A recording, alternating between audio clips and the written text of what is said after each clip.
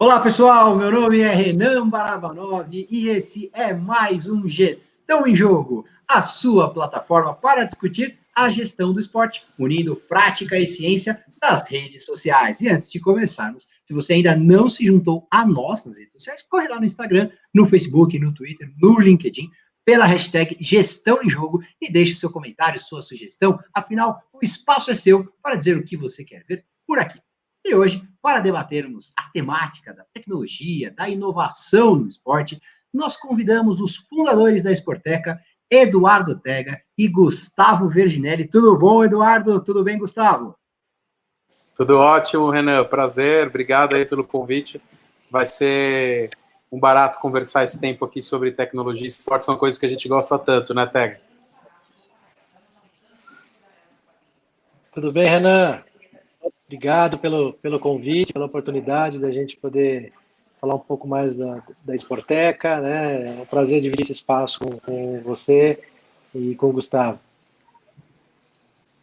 É isso aí. Para iniciarmos, a gente já vai falar exatamente dela, né? Da Sporteca, que se trata de uma plataforma de produção, coprodução, de inovação, de tecnologia no esporte. Então, eu já lanço a pergunta inicial, né? Qual que é o objetivo dessa iniciativa? Quais os resultados que vêm sendo alcançados com essa iniciativa?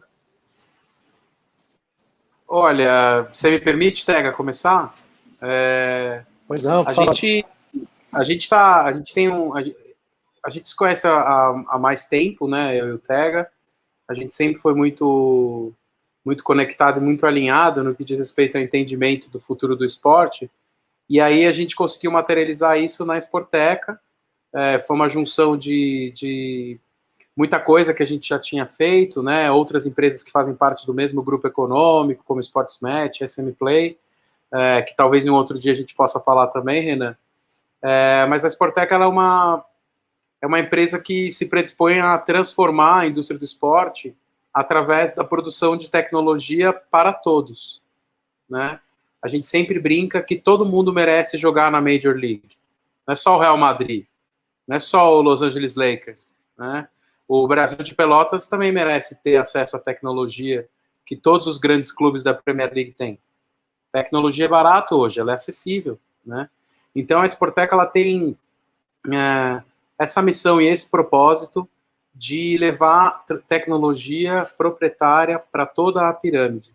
E aí, óbvio, levando para toda a pirâmide, a indústria inteira se beneficia, e aí a gente gera realmente valor que pode transformar socialmente, pode transformar performance, pode transformar gestão e tantas outras coisas que o esporte precisa, né? Pois é, Renan, o Gustavo sempre tem poder de resumo brilhante, né? E acho que definiu bem a nossa conexão. E apenas fazendo uma consideração e um gancho aqui, né? A gente vê a questão da criatividade no nosso país, né? O Brasil é um dos países mais criativos do mundo. A gente vê essa no dia a dia, né? Isso manifestado no dia a dia, na nossa cultura, na nossa sociedade. E da mesma forma hoje que fora do Brasil, quando se fala em futebol, em esporte, as pessoas têm um respeito muito grande pelo nosso país, né? A gente sonha em construir e fomentar e estimular uma vertical de esportes, de inovação, de construção de tecnologia, para que daqui a pouco a gente consiga também ser uma referência na produção e na exportação de conhecimento, de tecnologias, de pessoas, de recursos, né? Além do pé de obra, né, do futebol brasileiro. E então a gente acredita muito, está muito animado com os primeiros meses desse nosso projeto, que agora, a partir do mês que vem, ganha uma casa, né, um campus de inovação no esporte, no coração de São Paulo, e a gente está muito feliz em poder construir isso junto, construir uma comunidade, participar dessa construção, né, e conectar, como o Gustavo muito bem disse, né, clubes que ainda estão aí no analógico, tem torcedores e profissionais que consomem e são totalmente digitalizados, né? Fãs digitalizados, e que eles precisam demais fazer essa transição, precisam de ajuda, e a gente está olhando muito para essas questões, né, da base da pirâmide, o poder da inovação da tecnologia na transformação do esporte, e na melhor forma de usar o esporte para impactar positivamente a sociedade. Então, exatamente falando sobre essa parte de inserção da tecnologia no esporte, talvez um ponto fundamental nos últimos anos venha sendo a discussão acerca de como aplicar a tecnologia para diversificar receitas, né, por meio de inúmeras iniciativas.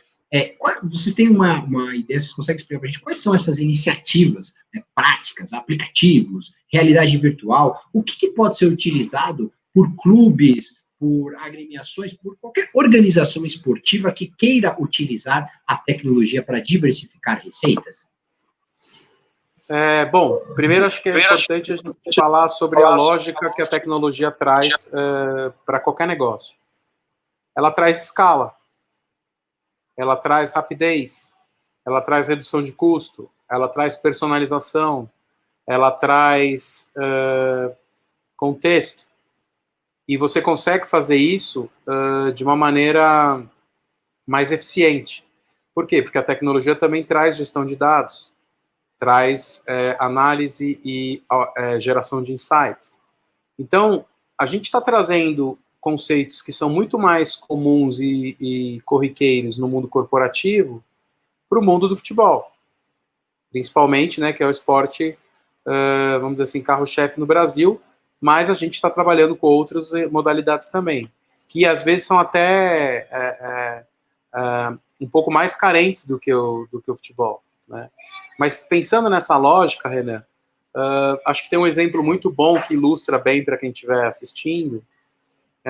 Provavelmente quem gosta de futebol já ouviu falar na expressão sócio-torcedor. O que é o sócio-torcedor? É o torcedor que entende que vai se interessar em acompanhar muitos jogos no estádio naquele ano, então ele paga uma mensalidade para ele já ter alguns benefícios, ou ingressos garantidos, ou preferência, ou preços mais interessantes, mas sempre vinculado ao ingresso da partida no estádio. Tá? Beleza, isso dá certo, isso dá uma receita, isso é bem legal, mas vamos parar para usar a lógica. Sei lá, vamos pegar o Corinthians. Corinthians, em tese, segundo as pesquisas, aparentemente tem 30 milhões de torcedores. Estudos internos do clube dizem que entre 200 mil e 300 mil pessoas diferentes foram ao estádio no ano de 2019. Dá 1% da torcida. Ou seja... Existe um mundo aí, né, para ser explorado. Né? Ou seja, eu não posso oferecer nada digital e legal de entretenimento para 99% da torcida. Pega o Flamengo, 66% da torcida do Flamengo não mora nem no estado do Rio de Janeiro. Não vai poder ir no jogo. É uma coisa assim, esporádica, é uma coisa especial, né? Então, a tecnologia é capaz de criar, e é o que a gente está fazendo, programas que a gente está chamando internamente de sócio-torcedor digital. Como é que eu levo produção de conteúdo? Como é que eu levo outras experiências de entretenimento, gaming, fantasy, rewards, gamificação? Como é que eu faço isso com a temática do clube, que é um negócio que é apaixonante e que então engaja muito melhor do que se fosse simplesmente uma relação de marca-consumidor? Como que a gente pode levar isso? Através de plataformas mobile, que é o que a gente está fazendo, que oferecem conteúdo, serviço, pertencimento, contextualização, personalização, e tudo isso embalado nesse pacote da paixão. Porque a relação de um torcedor com o seu clube, mesmo que ele não seja aquele fanático doido, é completamente diferente de um consumidor que compra muito ou alguma coisa. Sim. Ela tem a paixão, ela tem o emocional. Se você usar esse componente corretamente, você leva entretenimento para esse fã. E é muito isso que a gente está fazendo. E aí, pensando, justamente, você citou os sócios torcedores, né? E aí, tanto o Gustavo, o Eduardo, como que se nós pensarmos saímos assim do pensamento do Flamengo, do Corinthians ou dos clubes de massa e irmos para o pensamento de clubes menores, clubes médios ou mesmo esses clubes que ainda não conseguem atender a sua base de torcedores, mas como eles podem utilizar a tecnologia para obter, por exemplo, para ampliar a base de torcedores ou consumidores que eles já têm. O pensamento mesmo, né, Renan? A gente, o Paulista de Jundiaí, o Botafogo de Ribeirão Preto, o Brasil de Pelotas, eles têm torcedores que, através do celular, pagam contas, consomem entretenimento, plataformas de streaming, Netflix, Amazon Prime, jogam, chamam, andam de Uber, ou seja, são torcedores todos digitalizados, né? Como nós aqui, usamos o celular para quase tudo. O clube não consegue entrar nesse universo. Então, naturalmente, se por menor base de fãs que ele tenha, ele vai ampliar tremendamente, né? Você pegar aí exemplos que a gente vem coletando hoje, né, num contexto da pandemia, né, o número de sócios torcedores de clubes que têm praticamente um calendário muito irregular, ou que são pouquíssimos os momentos de ter competição. Não estou falando nem de Série A, B e C, estou falando de todo o resto de um universo de mais de 700 clubes no futebol brasileiro, aonde vamos fazer uma régua aí, vai, 350, a gente pode, de forma otimista, considerar que tem uma estrutura profissional, e mesmo assim só pouco mais de 100 clubes têm calendário de uma forma regular. Então, veja, olha o desafio, né? Como é que a gente promove algo, como é que o clube consegue aumentar a sua base sem pensar em digitalização, sem pensar em alcançar esse torcedor, porque não tem nem competição. Então, a gente vem fazendo algumas experiências com clubes assim, exatamente nesse perfil, com um aspecto inclusive social, né? De clubes que têm mais de 100 anos, clubes centenários, que têm uma cidade apaixonada, de diferentes gerações, e que você pode sim, com tecnologia, ajudar esse clube a ter linhas de receita que ele não conseguiria de forma alguma sem tecnologia. Então, esse é um rápido exemplo do contexto brasileiro, quando a gente pensou no primeiro produto, a Sporteca, né, com o time próprio de desenvolvimento que nós temos, foi muito trazendo todo um know-how de experiência de grandes exemplos de digitalização de clubes de diferentes tamanhos fora do Brasil, mas conhecendo profundamente a cultura e dificuldade do futebol brasileiro, né? Então, a gente não se espantou nesse rápido tempo de, com a abordagem correta, pensando sempre no clube, que é o vetor de transformação do futebol brasileiro, em como é que a gente poderia apoiá-lo, sustentá-lo e ajudá-lo a se transformar com a tecnologia. Então, a gente, mais do que tudo, aí tem na Sporteca, né, um campus de inovação, um hub que promove a inovação aberta, que conecta o Brasil a grandes centros de inovação pelo mundo, centros de conhecimento, mas que está totalmente comprometido com a transformação do futebol na base da pirâmide também.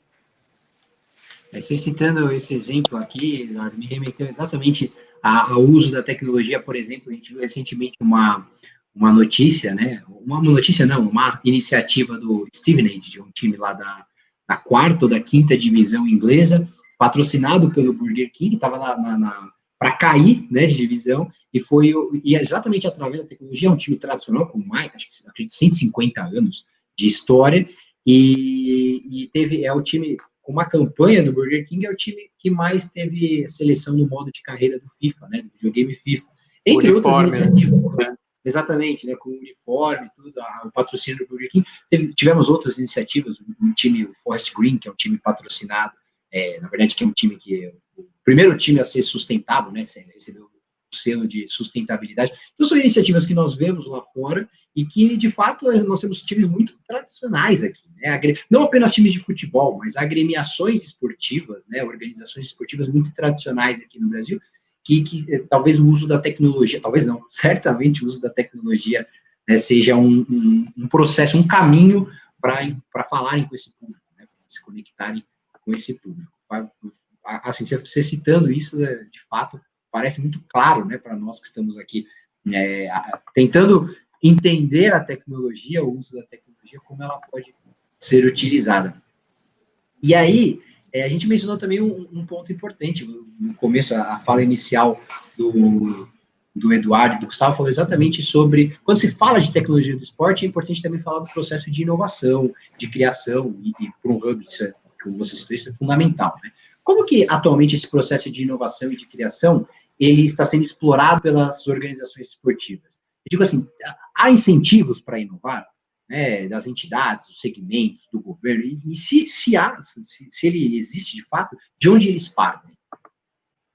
Olha, existem iniciativas isoladas de alguns clubes que, porventura, naquele momento, tenham um dirigente, um diretor, um presidente que tem uma visão específica sobre isso, mas não dá para dizer ainda que é uma prática e uma cultura já adquirida da indústria aqui no Brasil.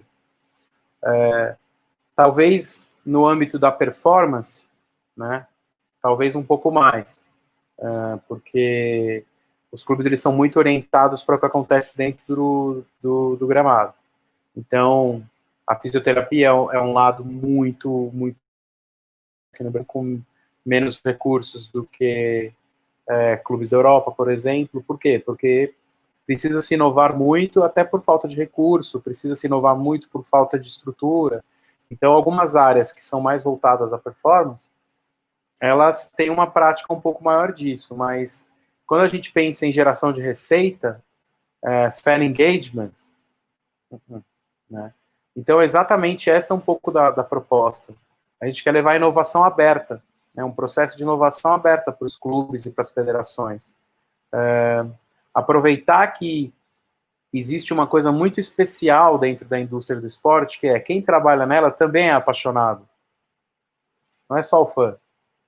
A gente não está aqui porque a gente achou que era a melhor indústria para ganhar dinheiro e fizemos um plano. Não, a gente está aqui porque a gente é apaixonado por esporte. O Tega foi esportista. Eu não. Mas o combustível inicial é a paixão. Então, um desenvolvedor apaixonado, ele vai trabalhar a 140%, né?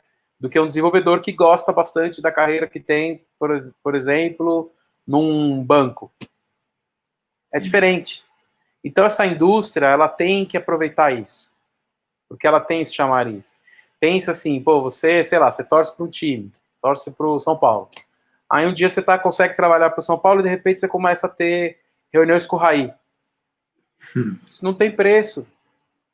Isso não tem preço. Por quê? Porque ele é o diretor de futebol e você está fazendo alguma coisa que tem interface com o futebol. Isso não tem preço, né? Então, esse tipo de coisa torna a indústria muito especial, mas, na minha humilde opinião, inovação ainda não é uma prática adquirida e culturalmente estabelecida, e é muito do que a gente quer propor e provocar, no bom sentido, todo mundo, e levar uma prática de inovação aberta. Né? Não inovação fechada, inovação aberta. Vamos trazer gente de fora do futebol, que não tem esse conhecimento empírico, que não tem histórico, mas que talvez traga outras habilidades e outras visões que podem contribuir para a construção de valor através da tecnologia. E você citou a questão da paixão, componente paixão. Talvez o componente paixão, Gustavo e Eduardo, ele seja até a parte mais importante quando a gente discute um outro processo da tecnologia, que é a questão da cocriação. Né? A cocriação, que é o envolvimento, querendo ou não, o envolvimento do consumidor, do cliente, né, de outras partes nesse processo, talvez no futebol, porque todo torcedor, que de certa forma é um consumidor, ele sente que ele conhece mais, tanto ou mais, do que dirigentes, do que profissionais da área. E aí, como que funciona? A gente sabendo que, exatamente pelo componente paixão, a cocriação, ela acontece de maneira diferente no ecossistema esportivo, principalmente no futebol, no caso brasileiro.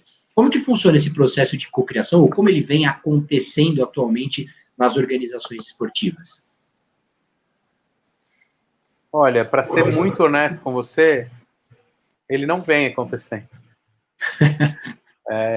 Ele acontece de maneira muito tímida, uma maneira isolada, como eu disse, porque algum diretor, dirigente tem uma visão particular sobre isso, né? Mas ele não vem acontecendo de forma estruturada. Né?